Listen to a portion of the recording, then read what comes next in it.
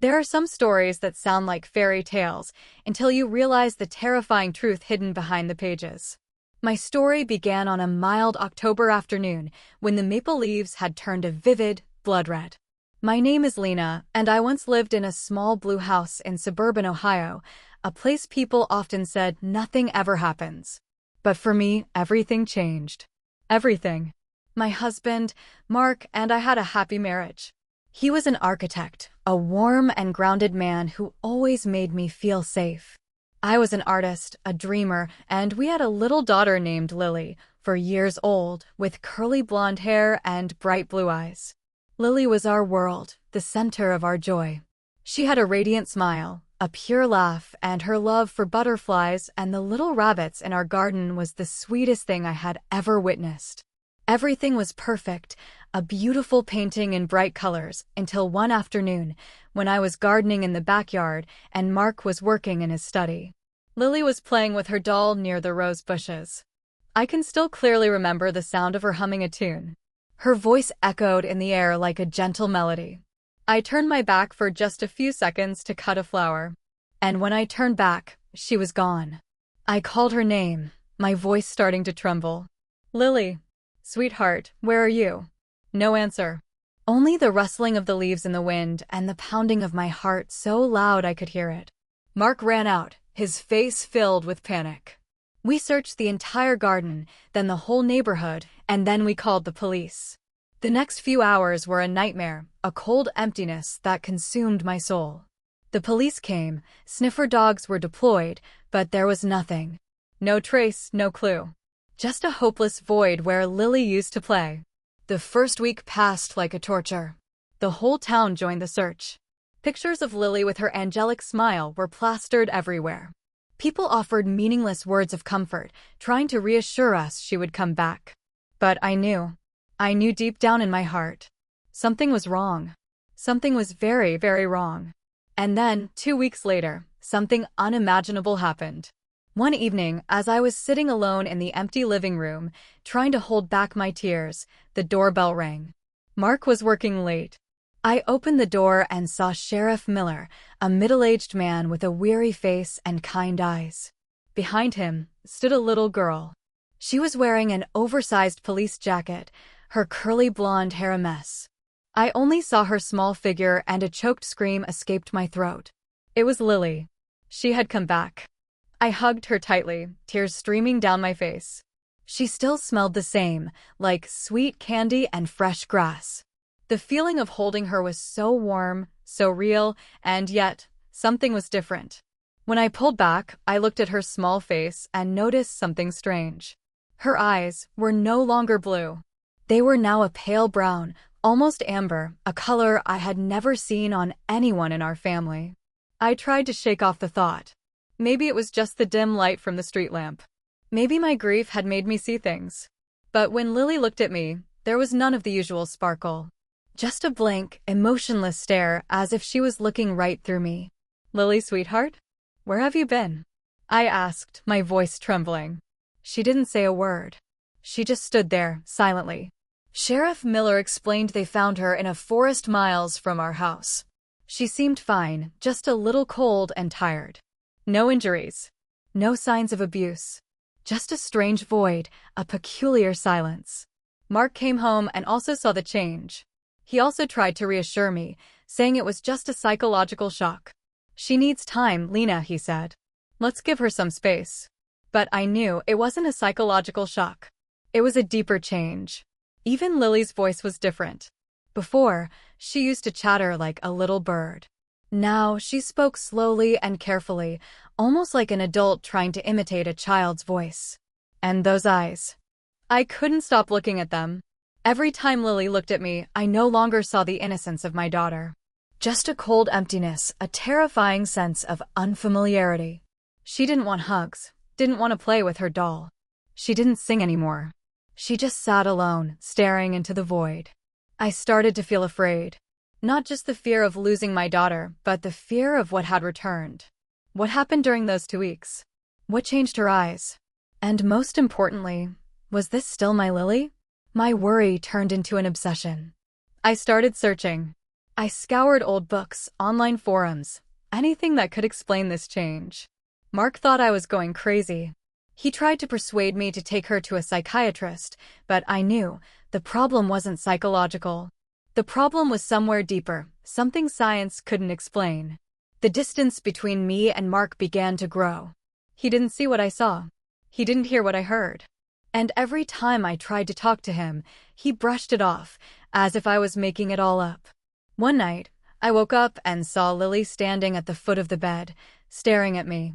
Her amber eyes gleamed in the darkness. I asked her what was wrong, but she didn't answer. She just stood there, silently. And then she said a sentence in a low, eerie voice, not a 4-year-old's voice. "You shouldn't look for me." That's when I knew. That wasn't my daughter. That was something else, something that had returned to take Lily's place. And I had a chilling feeling that this thing, it knew I was searching and it wouldn't let me be. The words of "my daughter," a cold and mysterious warning, were seared into my mind. "You shouldn't look for me."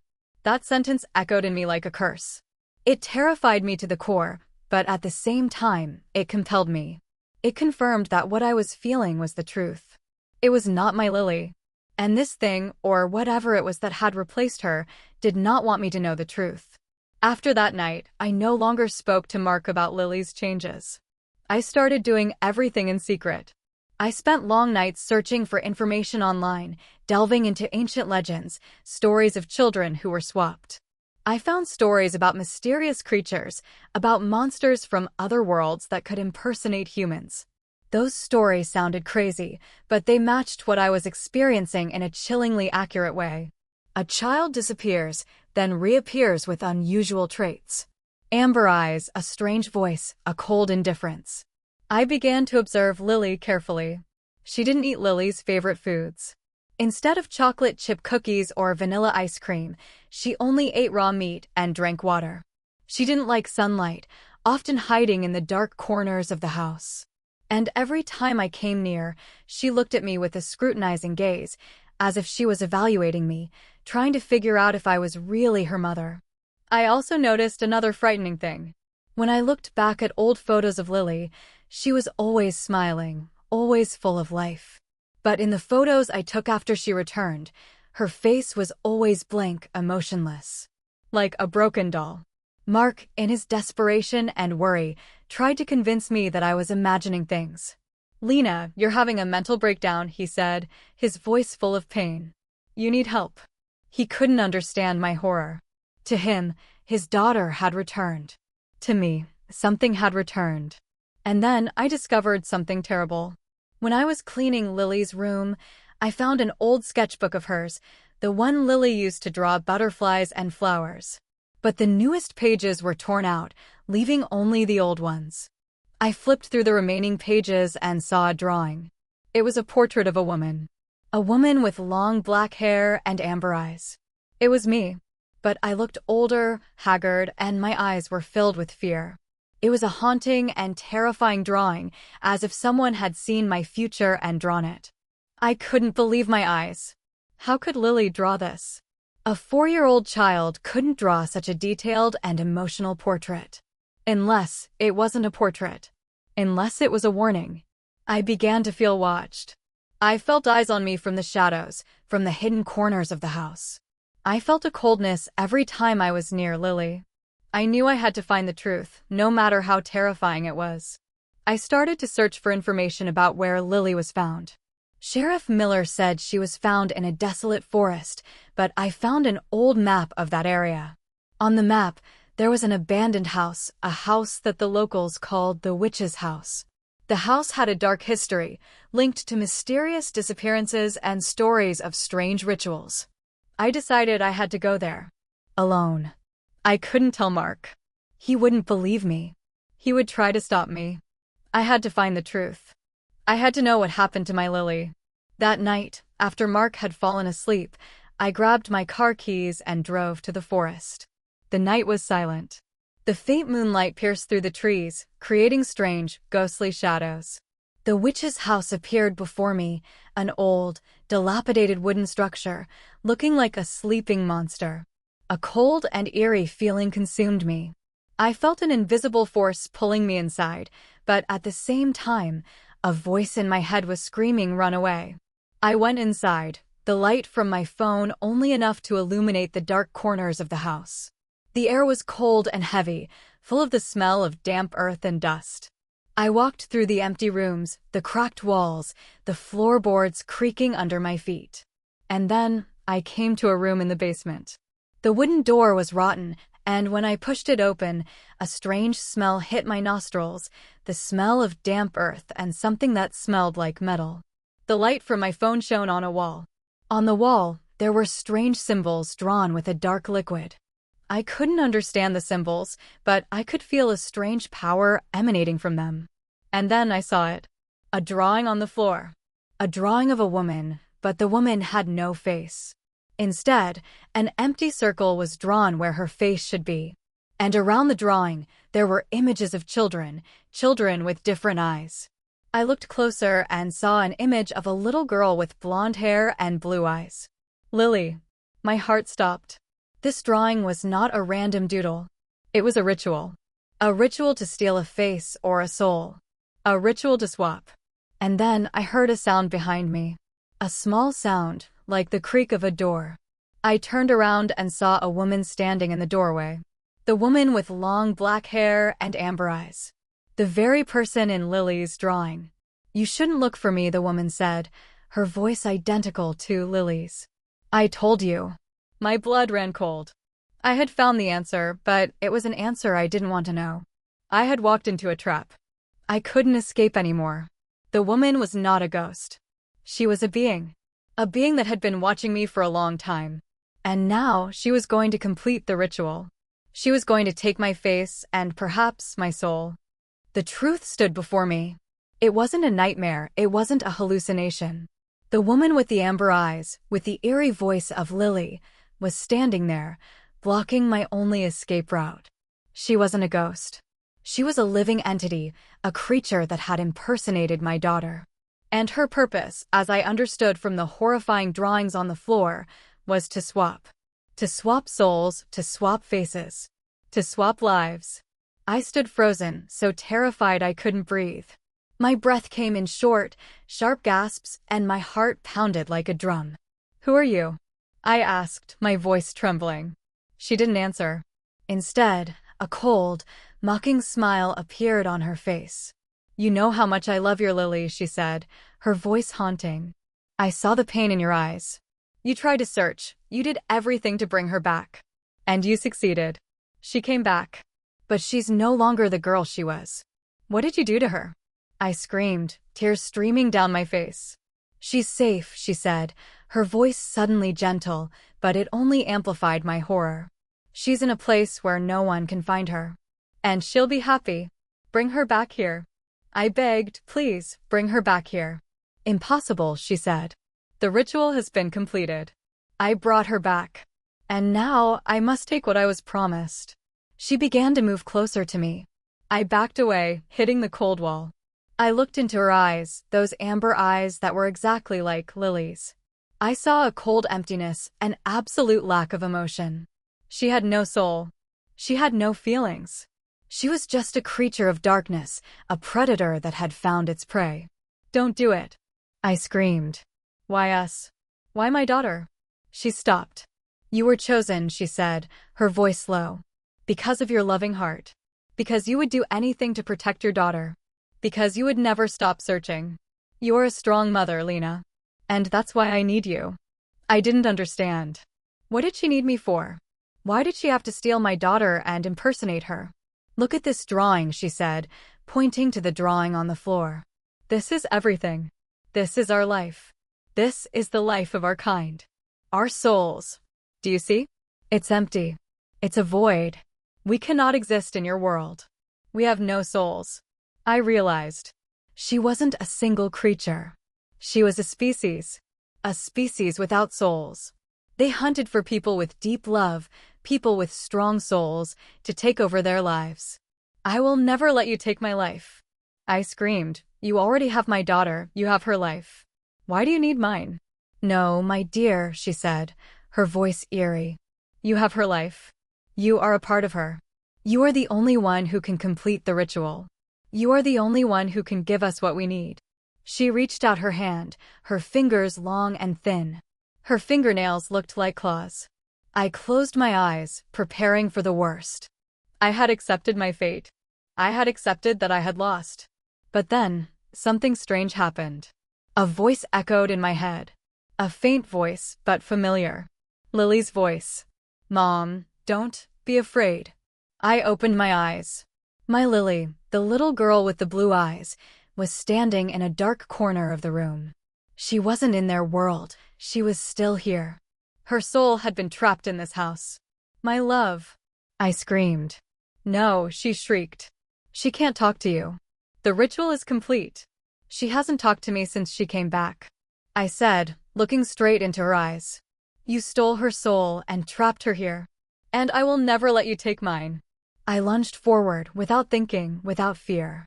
I grabbed a piece of rotten wood and stabbed it straight into her heart. There was no blood, no scream. Just a loud crack, like a mirror shattering. She dissolved into a black smoke. I turned, running to where Lily was standing. She was crying, tears streaming down her cheeks. I hugged her, feeling her warmth, and I knew it was my daughter. She had come back. "How?" I asked. "I don't know," she said, her voice weak. "I just heard your voice, calling my name." I knew. It was a mother's love. It was the invisible connection that helped me find my daughter. I had one. I had defeated my fear, my husband's doubt, and a monster from another world. But I also knew it was not the end. The destruction had left indelible scars. I had lost my innocence, my trust, and a part of my life. I had to fight alone, and I had won. "We have to go," I said, holding Lily tightly. "We have to leave this place." We left the house, and as we walked out the door, the house caught fire. It wasn't a normal fire. It was a blue flame, a flame without smoke. It consumed everything, leaving a void, a scar on the ground. I knew that I would never be able to forget what had happened. I had to face a terrifying truth, a truth no one would believe. But I had my daughter back. And that was all that mattered. We came home, both of us silent. Mark was awake, sitting at the kitchen table with a face full of worry. When he saw us, he ran to us, hugging us tightly. "I'm sorry," he said. "I didn't believe you. I didn't listen. I didn't say anything." I just hugged him tightly. The pain was gone, but the scars were still there. We didn't tell him everything. We just said we found each other. He never asked again. He also saw the change. Lily's eyes were blue again. Her smile was back. But something had changed. The innocence was gone. Lily's eyes, though blue like before, held a fear, a pain that no child should have to bear. The days that followed were a nightmare. The police came to investigate the fire, but they found nothing. No evidence. No explanation. I tried to live a normal life, but I couldn't. Every time I looked into Lily's eyes, I remembered the amber eyes of it. Every time I saw an old house, I remembered the witch's house. The fear had become a part of me. Lily also couldn't live a normal life. She often woke up in the middle of the night, screaming in fear. She didn't want to play with her doll anymore. She only wanted to be near me, hugging me tightly, as if she was afraid I would disappear again. I tried. We tried. We moved to another city, started a new life. We tried to forget the past. But the past never forgot us. A year later, when Lily turned 5, she asked me a question. "Mom," she said, her voice trembling. "What happened to my eyes?" I didn't know how to answer. I couldn't tell her the truth. "Nothing, sweetheart," I said, hugging her. "Your eyes have always been beautiful." But she knew. She remembered. She had relived what had happened. And that pain had become a part of her. Years later, I still have nightmares. I dream of a black smoke, amber eyes, an eerie scream. And I know it's still there. It's still in the darkness, waiting for another chance to return. And I know people like us can't live a normal life. We are the ones who have faced something beyond human understanding. We are the survivors, but we cannot escape the past. We are the ones who have witnessed things no one would believe. Strange things still happen. I often find strange things in the house, things that don't belong to us. A black feather, a strangely shaped dry leaf. A drawing of a woman with empty eyes. I hid those things so Mark wouldn't see them. I tried to protect him from the truth. But I know he has realized. He has seen the fear in my eyes. He has seen the pain in Lily's eyes. He knows that we are not the people we used to be.